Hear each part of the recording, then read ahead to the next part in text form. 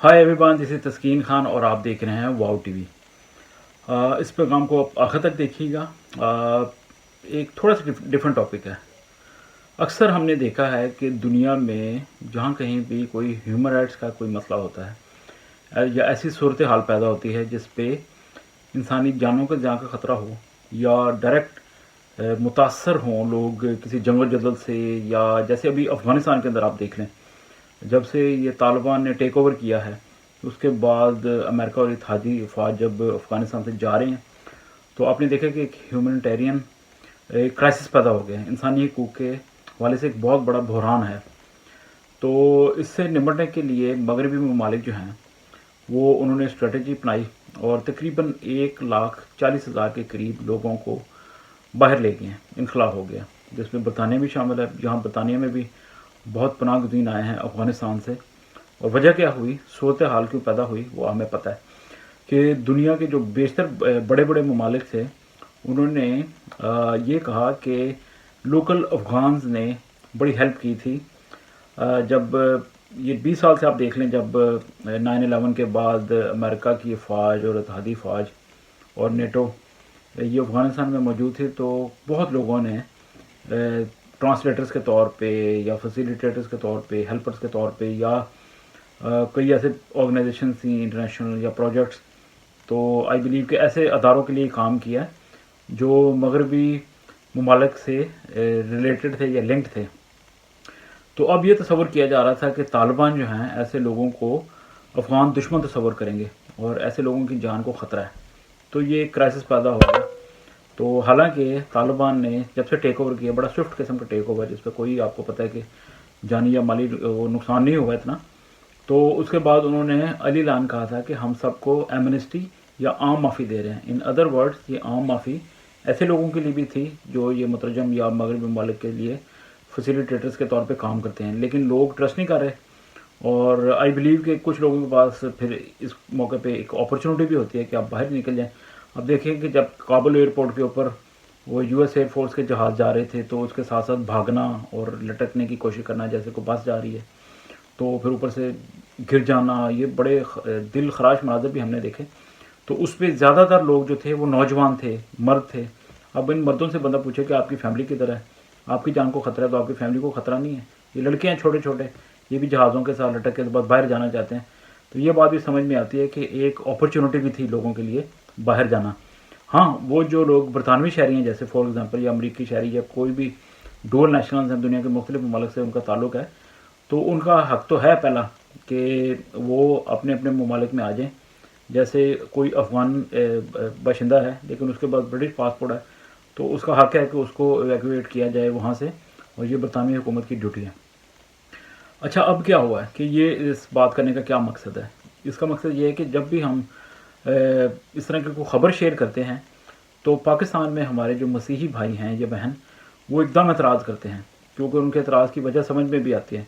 और आज कुछ ऐसी बातें करूँगा कि शायद कुछ दोस्तों को इस पर एग्री शायद 100% ना करें, लेकिन I will try to convey the message कि हम बात क्या करना चाहते हैं, क्योंकि उनका सवाल जो है वो बड़ा वाज़ेह किस्म का होता है। जब ये अफ़गान क्राइसिस शुरू हुआ तो मुझे अच्छी तरह याद है, हमने एक ब्रेकिंग न्यूज़ शेयर की फेसबुक के ऊपर, तो जिस पे लिखा हुआ था कि बरतानिया जो है वो 20,000 अफ़गान शहरियों को इस क्राइसिस के दौरान या इस क्राइसिस के बाद पनाह देगा। तो हमारे बहुत से पाकिस्तानी मसीही जो बहन भाई हैं उन्होंने एतराज़ किया कि लो जी, अब आप देखिएगा बरतानिया के अंदर खुदा न खास्ता तबाही मच जाएगी, तो दहशतगर्द आ जाएंगे। तो इस तरह के क्लियर उन्होंने वर्ड यूज़ किए थे। और साथ साथ ये भी कहा कि हम जो हैं पाकिस्तान के अंदर सफ़र कर रहे हैं तो हमें क्यों नहीं लेके गए। क्वेश्चन समझ में आता है, क्वेश्चन समझ में आता है। उसकी दो बड़ी वजूहत हैं कि बरतानिया या अमेरिका या मगरबी ममालिक जो हैं, नंबर वन वो क्रिश्चियन कंट्रीज़ हैं। अगरचे मगरबी कई ममालिक का तशख़्ख़ुस तो सेकुलर है, लेकिन अंदर तो हमें पता है ना कि मसीही ममालिक हैं।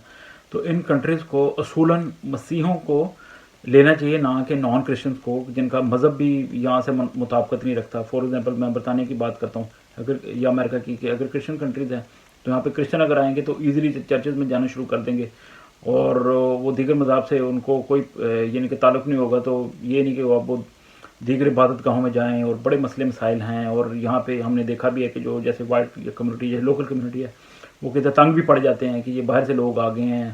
تو یہ حقیقت ہے, کوئی مانے یا نہ مانے.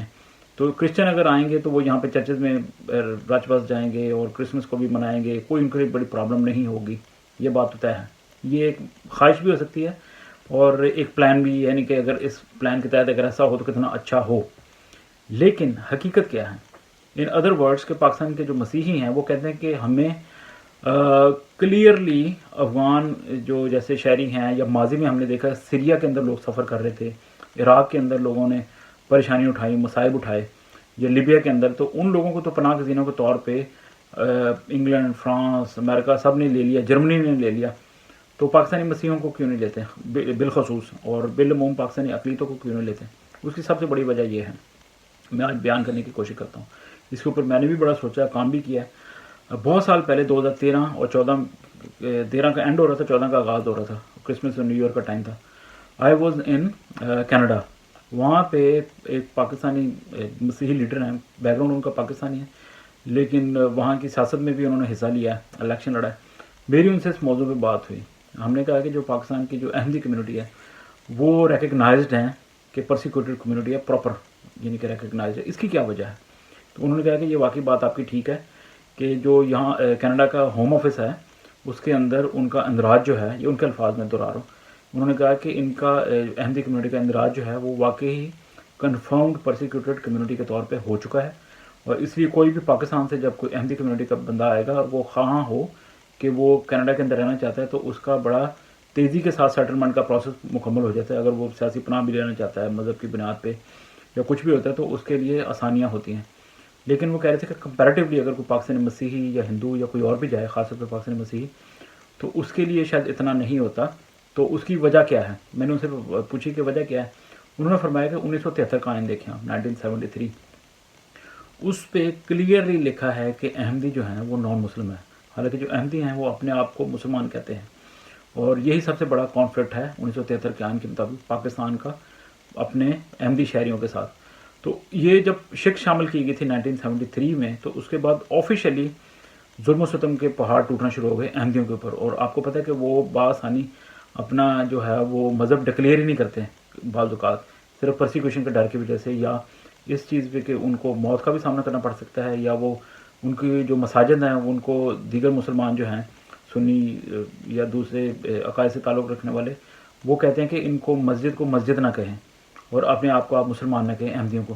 تو یہ کلیئرلی ہیومن رائٹس کے اگینسٹ آتا ہے. مغربی دنیا یا کسی بھی مہذب دنیا میں آپ دیکھیں تو یہ بڑا ویلڈ پوائنٹ ہے احمدیوں کے پاس کہ یہ دیکھیں جی ہم اپنے آپ کو اپنی مرضی کے مطابق نہ مسلمان کہہ سکتے ہیں, نہ اپنی مساجد کو مساجد کہہ سکتے ہیں, نہ السلام علیکم کہہ سکتے ہیں, جو بھی اسلام کے ساتھ جو مین ان کے یعنی عقیدے کے مطابق جو شعار ہیں ان کو وہ پریکٹس نہیں کر سکتے. تو وہ کہتے ہیں کہ اگر وہ دنیا کے کسی بھی ملک میں چلے جائیں تو دنیا بآسانی کہے گی کہ بالکل آپ صحیح کہہ رہے ہیں, پاکستان کے آئین کے اندر آپ کے ساتھ ڈسکریمنیشن ہوئی ہے.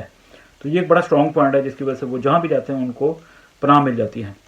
یہ بات ہمارے پاکستانی مسیحیوں کو سمجھنے کی ضرورت ہے. اب اس سے آپ اتفاق کریں یا نہ کریں, اب پاکستان کے اندر میں یہ نہیں کہہ رہا کہ پرسیکیوشن نہیں ہوتی, یہ ہوتی ہے. اور یہ بر صغیر کی ایک بدقسمتی ہے کہ انڈیا لے لیں یا پاکستان لے لیں, وہاں پہ چھوت چھات کا سسٹم ہے. اس وجہ سے یہ زیادہ پرسیکیوشن ہوتی ہے کسی کے مذہب کو لے کے, رنگ کو لے کے. اور جو پاکستان کے مسیحی ہیں ان کے ساتھ ویسا ہی ہوتا ہے جیسے بھارت کے اندر مسلمانوں کے ساتھ ہوتا ہے, کیونکہ وہاں پہ میجورٹی جو ہے وہ ہندوؤں کی ہے.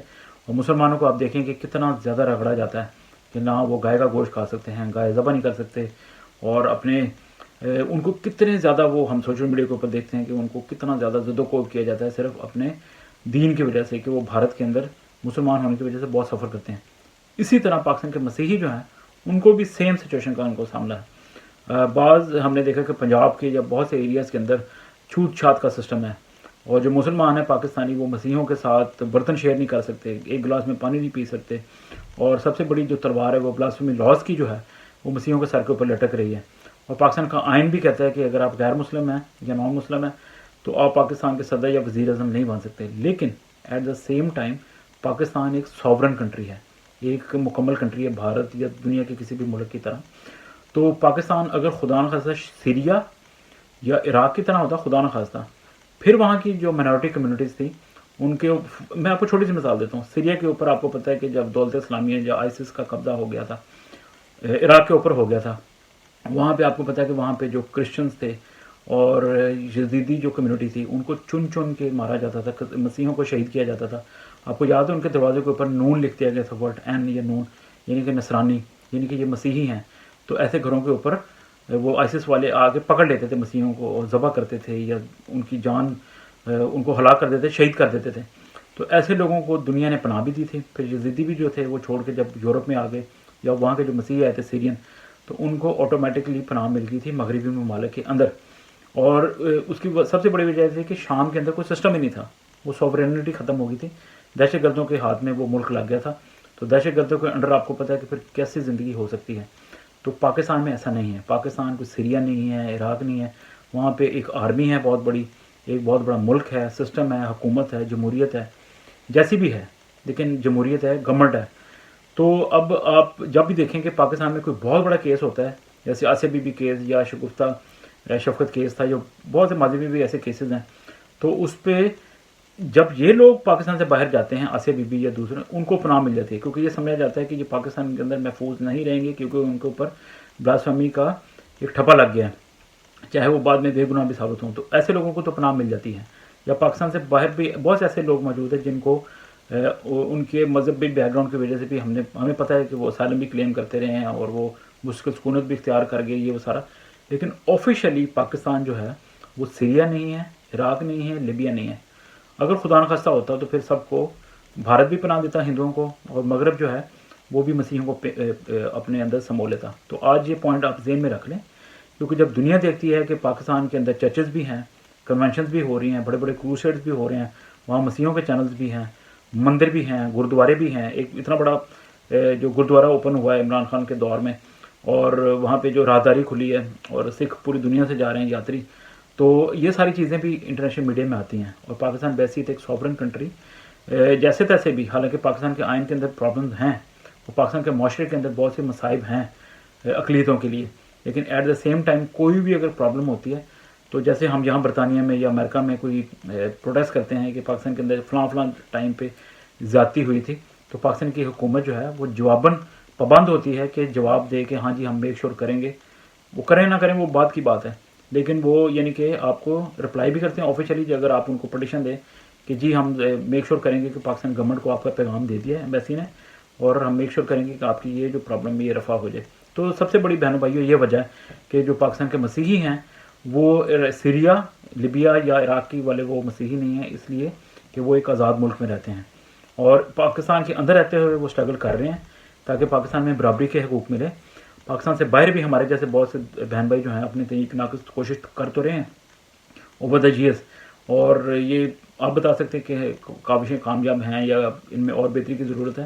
تو یہ اسٹرگل جاری ہے. جیسے کشمیر کے لوگ جو ہیں وہ کشمیر سے باہر رہ کے بھی کشمیر کی آواز بلند کر رہے ہیں. تو ہماری بھی جو مین ڈیمانڈ ہے وہ تو ایکول رائٹس ہے. اگر کل کو پاکستان ایکول رائٹس دے دیتا ہے آئین کے مطابق اور معاشرتی برائیاں ختم ہو جائے تو پھر ہمارے پاس کیا جواز ہوگا پاکستان چھوڑنے کا. تو سب سے بڑی وجہ یہ بھی ہوتی ہے کہ غربت بھی ہے, اور لوگ پاکستان سے باہر جانا چاہتے ہیں, اور پاکستان کے اندر اگر خوشحالی ہو تو کون چھوڑ کے جائے گا مجھے بتائیں. تو یہ اکنامک کرائسس بھی ہوتا ہے, بڑے مسئلے مسائل ہوتے ہیں, لوگ کسی بہانے سے نکلنا چاہتے ہیں. اب دیکھیں جب تھائی لینڈ کے اندر یا سری لنکا کے اندر آنیسٹلی آپ بتائیں کہ جو لوگ وہاں پہ ہزاروں کی تعداد میں چلے گئے, تو کیا سب کوئی آصیہ بی بی تو نہیں تھے, لیکن چلے گئے ہیں. بہت سے لوگوں کو یہ پرابلم ہوگی اس بات پہ, لیکن لوگ واقعی سفر تو کر رہے ہیں اکنامیکلی. لوگوں کے پاس وسائل نہیں تھے, جاب نہیں تھی, ان کو ایک اپرچونیٹی ملی, وہ پاکستان سے باہر چلے گئے. ٹھیک ہے نا.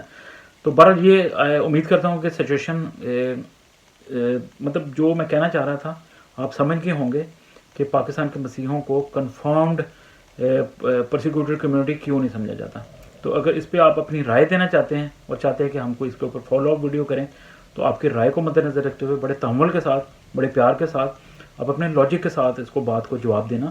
اور فیس بک پہ دیکھیں تو اس پہ بھی کمنٹ کر سکتے ہیں, ورنہ یوٹیوب کے اوپر اندر جو اپنے کمنٹس ہوتے ہیں اس کے اوپر آپ ویڈیو کو دیکھ کے اس کے اوپر اپنی فیڈ بیک دیں. اگر کسی بات سے آپ کو اختلاف ہے تو آپ ضرور شیئر کریں تاکہ ہمارے بھی علم میں اضافہ ہو. بہت شکریہ, تھینکس فار واچنگ. اور واؤ ٹی وی جو خدا کے فضل سے آپ کی انڈیپینڈنٹ وائس ہے, اس کو اگر ابھی تک آپ نے سبسکرائب نہیں کیا تو کر لیں. یہ ایک فارمیلٹی ہے, لیکن اس سے یہ آپ کو پتہ چلتا ہے کہ کوئی بھی نئی ویڈیو آتی ہے آپ کو نوٹیفیکیشن آ جاتا ہے. میں ابھی پچھلے دنوں میں آئی واز ان لوٹن, یہ برطانیہ کے شہر ہے, تو وہاں پہ میرے ایک کوئی عزیزہ مجھے کہہ رہی تھی کہ آپ نے افغان کرسچنس کے اوپر کوئی پروگرام کیا ہے. تو میں نے کہا جی ہاں بالکل ضرور کیا ہے. تو وہ کہہ رہے اچھا نہیں میں نے نہیں دیکھا. تو میں نے ان سے پوچھا کہ آپ نے چینل کو سبسکرائب کیا ہوا؟ انہوں نے فرمایا کہ جی کیا ہوا ہے.